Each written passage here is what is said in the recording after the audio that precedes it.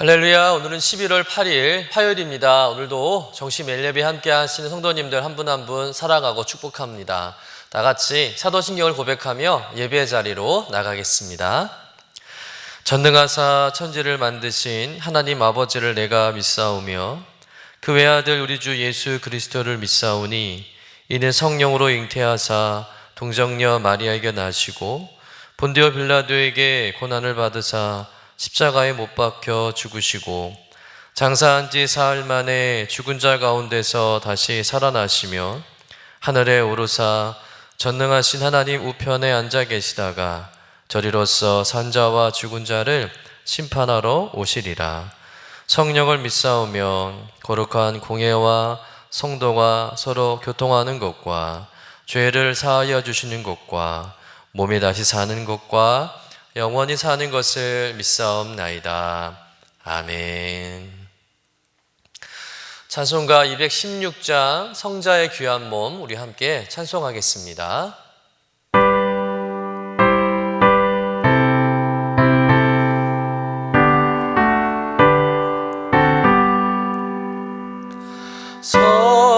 성자의 귀한 몸 날 위하여 버리신 그 사람 고마워라.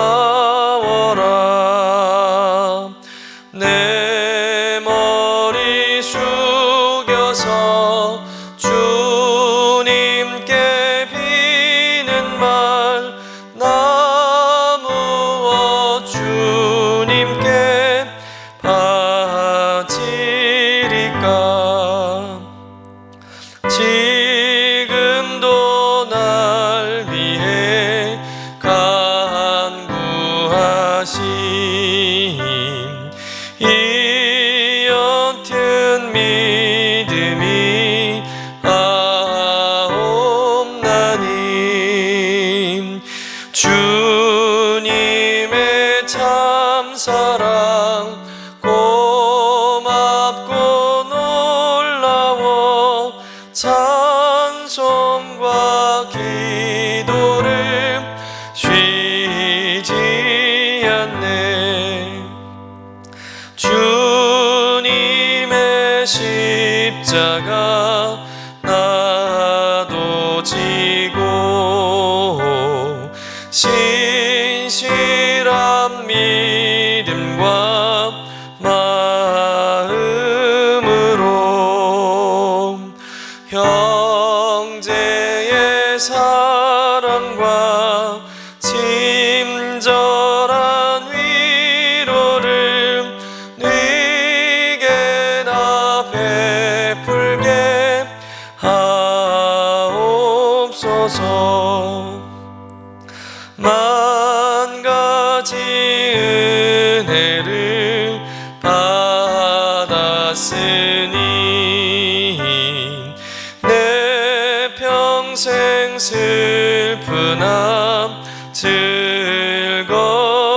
즐거우나 이 몸을 온전히 주님께 바쳐서 주님만 위하여 늘 살겠네.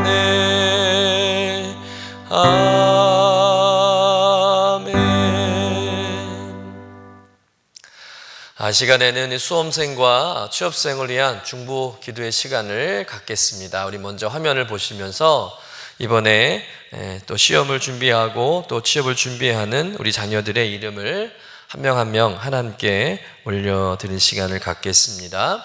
강재원, 강재현, 김민성, 박보람, 백윤수, 엄태준, 오키정, 이희영, 임광열, 장예원, 조용한, 최하늘, 노서진. 기도 제목이 있습니다. 수험생, 취업생들의 모든 일정 가운데 하나님의 도우심이 있을 수 있도록. 두 번째, 수험생, 취업생의 가정에 예수님의 사랑과 평안이 충만할 수 있도록. 또 세 번째, 수험생, 취업생들에게 성령님의 지혜와 명철함을 주셔서 모든 문제 가운데 승리할 수 있도록 우리 기도점을 가지고 우리 함께 합심하여 함께 기도하겠습니다. 하나님 아버지 감사합니다. 이제 얼마 남지 않는 수능을 앞두고 온 성도들이 함께 우리 자녀들 위해서 중보하며 기도합니다. 하나님, 많은 부분 아쉬움이 남는 시간이지만 하나님께서 저들의 마음을 차분히 가라앉혀 주시고 남은 시간 동안 기도하는 마음으로 모든 내용들을 잘 정리할 수 있도록 지혜와 명철함을 허락하여 주시옵소서. 또 마음의 평안함을 유지할 수 있도록 주님 도와주실 줄로 믿습니다. 하나님, 그들을 위해서 이렇게 중보하고 있다는 많은 성도님 있다는 것을 알게 하시고 하나님 힘을 얻게 하셔서 하나님 저들이 이 과정 가운데 낙심하지 않게 하시고 실망하지 않게 하시고 이 과정을 통해서 저희들 더 성장하고 성숙해질 수 있는 은혜가 있게 하여 주시옵소서. 모든 일정 가운데 하나님의 도우심이 있게 하시고 저들의 가정 가운데 예수님의 사랑과 평안이 충만할 수 있도록 주님 은총을 더하여 주시옵소서. 모든 문제 가운데 승리할 수 있도록 인도하여 주실 것을 믿습니다. 하나님께서 특별히 몸 상치 않도록 주님 저들의 컨디션을 아름답게 또 건강하게 지켜주실 줄로 믿습니다. 하나님 최선의 과정으로 인도하여 주옵소서. 감사드리며 거룩하신 예수님의 이름으로 기도드립니다. 아멘. 다 같이 매일의 기도 함께 드리시겠습니다. 참 평강의 주님, 오늘도 새로운 하루를 주시고 복되게 하시니 감사합니다. 하늘에 속한 자 하나님의 자녀로서의 삶을 권세로 살게 하시며 오직 하나님의 말씀을 즐거워하며 따라 살게 하심을 감사드립니다. 다윗처럼 오직 우리 주님만을 내 앞에 모시고 오직 주님만이 우리의 전부이심을 고백하는 삶이 되게 하시고 그러므로 인해 주님께서 늘 우리의 전부가 되어 주심을 경험하고 누리는 삶이 되게 하옵소서. 우리의 가정과 교회를 위해 기도합니다. 일터를 위해 간구합니다. 나라와 민족들을 위해 주님의 은혜를 구합니다. 구원과 치료와 회복의 은혜를 내려주셔서 어그러진 모든 것들이 바로 세워지게 하시고 평화를 이루게 하옵소서. 이제 일상이 된 경건의 일과를 통해서 성령의 충만, 성도의 영화를 이루게 하옵소서. 주님 사랑합니다. 언제나 자기 눈동자와 같이 우리들을 사랑하시는 주 예수 그리스도의 이름으로 기도드립니다. 아멘. 오늘 우리에게 주시는 하나님의 말씀은 창세기 44장 14절에서 34절까지의 말씀입니다. 함께 받들어 읽겠습니다. 유다와 그의 형제들이 요셉의 집에 이르니 요셉이 아직 그곳에 있는지라 그의 앞에서 땅에 엎드리니 요셉이 그들에게 이르되 너희가 어찌하여 이런 일을 행하였느냐? 나 같은 사람이 점을 잘 치는 줄을 너희는 알지 못하였느냐? 유다가 말하되 우리가 내주께 무슨 말을 하오리이까? 무슨 설명을 하오리이까? 우리가 어떻게 우리의 정직함을 나타내리이까? 하나님이 종들의 죄악을 찾아내셨으니 우리와 이 잔이 발견된 자가 다 내 주의 노예가 되겠나이다.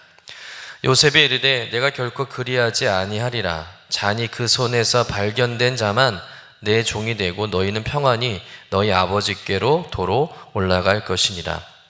유다가 그에게 가까이 가서 이르되 내 주여 원하건대 당신의 종에게 내 주의 귀에 한 말씀을 아뢰게 하소서.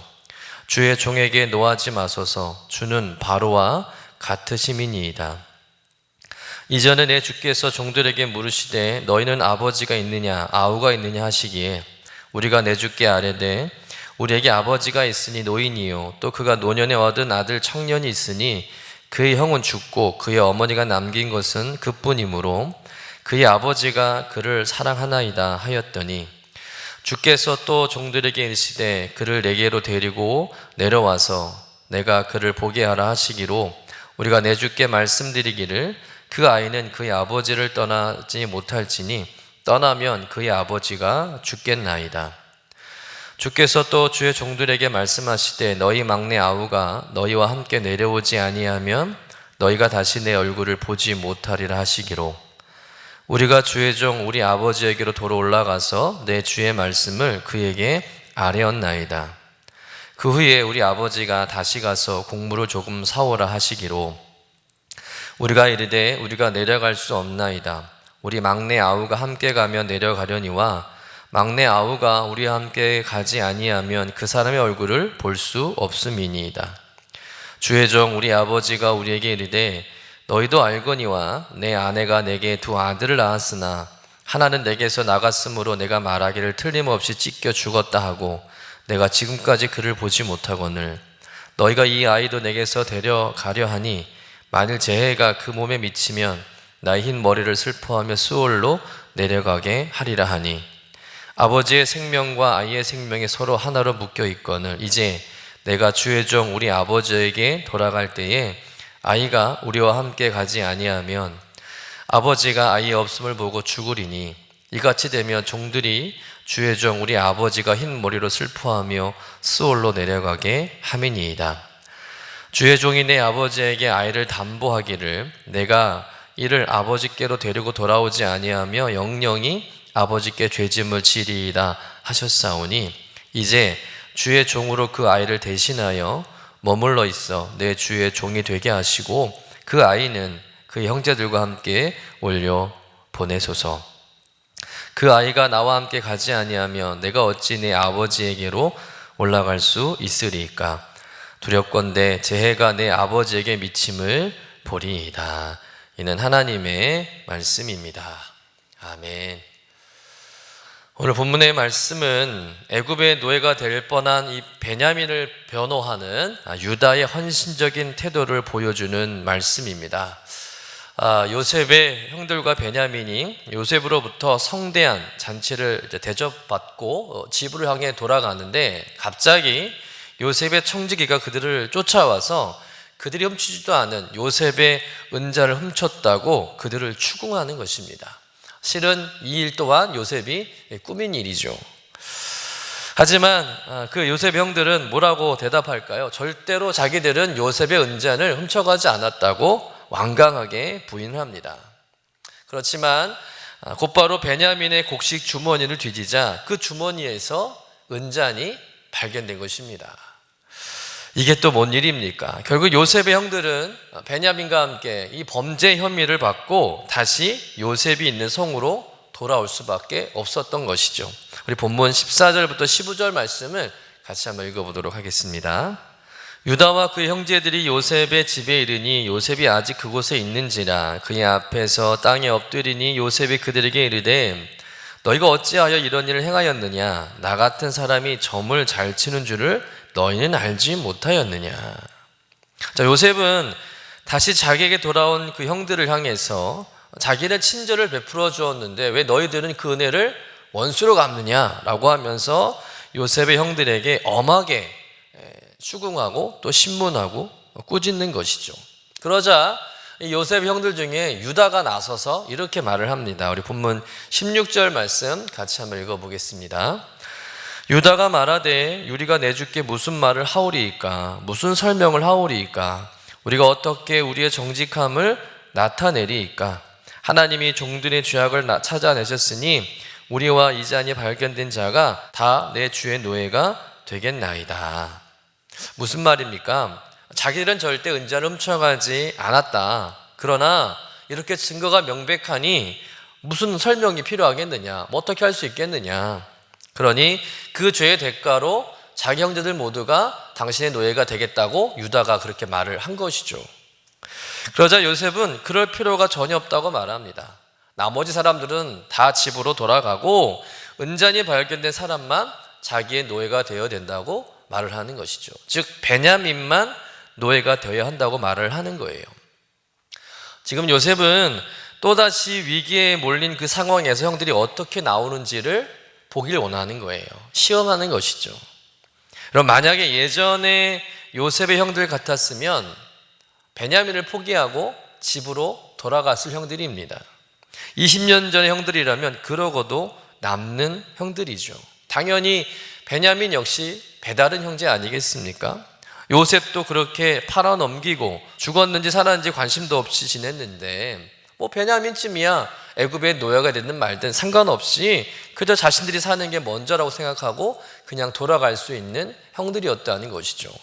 그런데 이 요셉의 형들은 20년 전에 요셉이 알고 있는 그런 형들의 모습이 아니었다는 겁니다. 20년 전의 행동을 다시는 하지 않겠다는 결연한 의지를 그들은 보여주고 있다는 거예요.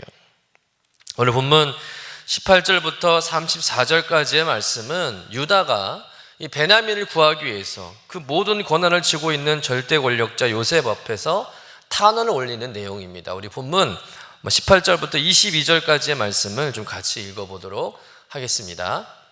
유다가 그에게 가까이 가서 이르되 내 주여 원하건대 당신의 종에게 내 주의 귀하에 한 말씀을 아뢰게 하소서. 주의 종에게 노하지 마소서. 주는 바로와 같으심이니이다. 이전에 내 주께서 종들에게 물으시되 너희는 아버지가 있느냐 아우가 있느냐 하시기에 우리가 내 주께 아뢰되 우리에게 아버지가 있으니 노인이요 또 그가 노년에 얻은 아들 청년이 있으니 그의 형은 죽고 그의 어머니가 남긴 것은 그뿐이므로 그의 아버지가 그를 사랑하나이다 하였더니 주께서 또 종들에게 이르시되 그를 내게로 데리고 내려와서 내가 그를 보게 하라 하시기로 우리가 내 주께 말씀드리기를 그 아이는 그의 아버지를 떠나지 못할지니 떠나면 그의 아버지가 죽겠나이다. 자, 요셉의 형들 중에 유다가 형들의 대표로 나서서 요셉에게 자기들의 입장을 이제 변호하는 내용입니다. 간단히 요약하면 이렇습니다. 아버지의 생명과 이 아이 베냐민의 생명은 하나입니다. 그렇기 때문에 저는 이 베냐민을 애굽에 놓아두고 집으로 돌아갈 수 없습니다. 만약 베냐민을 고향으로 데려가지 않으면 연로하신 우리 아버지가 슬픔 중에 돌아가실 수 있습니다. 제가 아버지에게 약속하기를 이 베냐민을 반드시 고향으로 데려오겠다 약속을 했고 만약 데려오지 못하면 자기가 대신 죽겠다고 약속을 했습니다. 그러니 베냐민을 어떻게 해서든지 고향으로 데려가야 합니다. 그러니 제발 베냐민을 보내주십시오 라고 요셉에게 간절하게 호소를 하는 것이죠. 그런 다음에 유다는 한 가지 제안을 합니다. 본문 33절, 34절의 말씀 같이 읽어보겠습니다. 이제 주의 종으로 그 아이를 대신하여 머물러 있어 내 주의 종이 되게 하시고 그 아이는 그 형제들과 함께 올려 보내소서. 그 아이가 나와 함께 가지 아니하면 내가 어찌 내 아버지에게로 올라갈 수 있으리까? 두렵건대 제 해가 내 아버지에게 미침을 보리이다. 지금 유다는 자기 자신이 베냐민 대신 희생하겠다는 것이죠. 자기가 애굽에서 종살이를 할 테니까 자기 동생이 베냐민은 다른 형제들과 함께 고향으로 돌려보내달라는 거예요. 여러분, 왜 유다가 이렇게 나서서 이런 탄원을 올리는 것일까요? 그것은 유다가 아버지와 약속한 것이 있기 때문이겠죠. 유다는 아버지 야곱에게 베냐민을 놓아달라고 하면서 자기를 담보로 하고 베냐민을 허락받았던 것입니다. 그런데 이제 정말 자기가 베냐민 대신 붙잡혀야 하는 순간이 찾아온 거예요. 그리고 유다는 베냐민을 대신해서 약속대로 자신의 몸을 담보로 내놓는 것이죠. 유다는 베냐민을 위해서 자신의 이익을 생각하지 않고 희생하며 책임지는 태도를 보여주고 있습니다. 지금 유다의 관심은 오로지 동생 베냐민과 아버지 야곱뿐이죠. 하지만 원래 유다는 이런 사람이 아니었어요. 20년 전에 요셉을 파는 일에 앞장섰던 사람이 바로 이 유다였어요. 그런데 그런 유다가 변해서 이제는 베냐민을 지키겠다고, 베냐민 대신 자기가 노예가 되겠다고 나서는 거예요. 지금 유다는 베냐민과 아버지 그리고는 더 나아가 가족 전체를 생각하며 자신을 헌신하는 모습을 우리에게 보여주고 있는 것이죠. 우리 이런 유다를 보면서 이렇게 생각할 수가 있습니다. 왜 다른 형제들처럼 가만히 있지 않고 유다가 저렇게 나서는 걸까? 왜 스스로 이렇게 피곤한 인생을 사는 것일까? 그렇습니다. 지금 꼭 유다가 나설 이유는 없는 것이죠. 어찌 보면 장남 루벤이 나서는 게 더 상식일 수도 있습니다. 또 둘째 시몬도 있고요. 셋째 레위도 있습니다. 형들이 나서야 하는 것이죠. 그런데 형들은 다 가만히 있고 형들은 다 나몰라라 하고 넷째인 유다가 나서서 이 문제를 풀어보려고 애를 쓰고 있다는 거예요. 유다가 만약 다른 형들처럼 가만히 있었으면 곤욕을 치르고 자기가 평생 노예가 되는 그런 불상사가 일어나지 않을 수 있는 거죠. 그런데 요셉 형들 가운데 유다 같은 사람이 단 한 사람도 없었다면 어떤 일이 벌어질까요? 아무도 손해보지 않기 위해서 아무도 나서지 않았다면 아마 야곱의 가족들은 다 굶어 죽었을 겁니다. 그런데 유다 한 사람이 희생함으로 말미암아 온 가족이 굶어 죽지 않게 되는 거죠. 다 살게 되는 겁니다. 그렇게 헌신하는, 희생하는 유다에게 요셉이 감동하죠. 20년 전과는 전혀 다른 모습으로 성장한 유다 형의 모습을 보고 요셉이 더 이상 자신의 정체를 감추지 못합니다. 숨길 수 없게 된 것이요. 결국 요셉은 형들에게 자신의 정체를 이제 드러내게 돼요. 그리고는 요셉과 요셉의 형제들은 다시 뜨겁게 회오하고 감격적인 상봉의 축복을 누리게 되죠. 그리고는 가나안 땅에 살고 있는 아버지 야곱을 애굽으로 초청해서 요셉의 보호 아래에서 편안하게 행복하게 잘 살게 됩니다. 해피엔딩이 되는 것이죠.